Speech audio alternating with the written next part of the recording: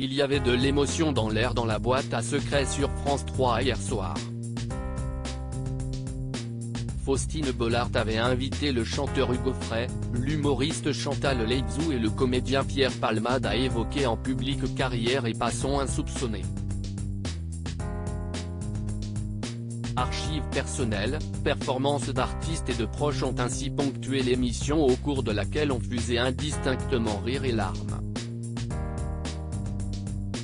Les fruits d'un long travail d'enquête au cours duquel les stars doivent accepter de se livrer à la production. Elles seraient d'ailleurs de plus en plus nombreuses à frapper aux portes de l'émission. Pour l'instant, aucun nous a dit ne pas vouloir être avec un tel ou un tel, certifie Marlène Moto, la productrice artistique, dans une interview avec Téléstar. Elle explique d'ailleurs, quand si est possible, on essaie également d'avoir 3 générations représentées. La recette a conquis les spectateurs, puisqu'il était plus d'1,5 million devant leurs écrans pour assister à la rencontre entre Gilbert Montagné, Amel Bent et Yannick Noah la semaine dernière. Le choc des générations a provoqué l'une des plus belles séquences émotions de l'émission hier soir lorsque la chanteuse et violoncelliste Anne Silla, 32 ans, a fait craquer Pierre Palmade, 54 ans. Faustine Bollaert a d'abord préparé ce terrain musical en évoquant avec l'humoriste sa collaboration avec Jean-Michel Jarre à l'occasion du single Je te flash, Je te love en 2001. Aussitôt après avoir évoqué ce sympathique flop, le pionnier de la musique électronique est apparu à l'écran pour rendre hommage à son complice, tu aurais pu être chanteur oscillant entre drôlerie et mélancolie. Je te flash, je te love est un beau souvenir de collaboration pour moi.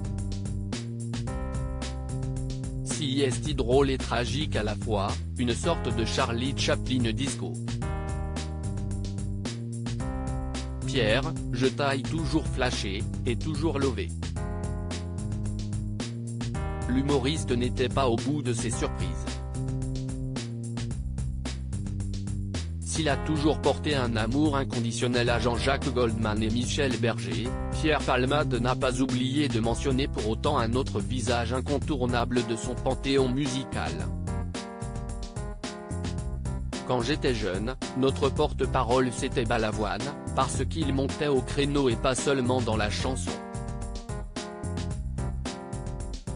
Il était temps pour Faustine Bollaert d'introduire Anne Silla qui a délivré une interprétation bluffante du tube Le Chanteur, une œuvre prémonitoire selon Palmade qui était au bord des larmes en écoutant la reprise de son idole de jeunesse. Pourquoi Anne Silla a révisé son album après son passage dans la boîte à secrets après avoir entendu le chanteur revu et corrigé par Anne Silla, Pierre Palmade ne rêvait que de pouvoir l'entendre à nouveau dans le prochain album de l'artiste intitulé Madeleine. Sa jeune amie violoniste allait exaucer son vœu. De retour de l'émission, l'ancienne star de The Voice a décidé de chambouler son album et d'y ajouter la reprise de Daniel Balavoine en dernière minute. Qu'importe. Cette version est trop belle, on jette les disques déjà fabriqués, on enregistre la chanson en studio, on décale la sortie de l'album Madeleine au 25 novembre, commente son impresario Stéphane Cohen dans une interview relayée par nos confrères de Télé Loisirs.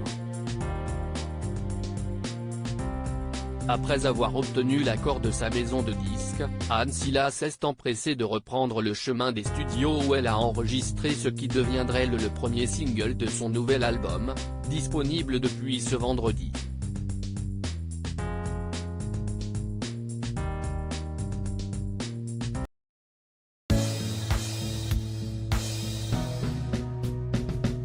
But there's all times through the rough times I think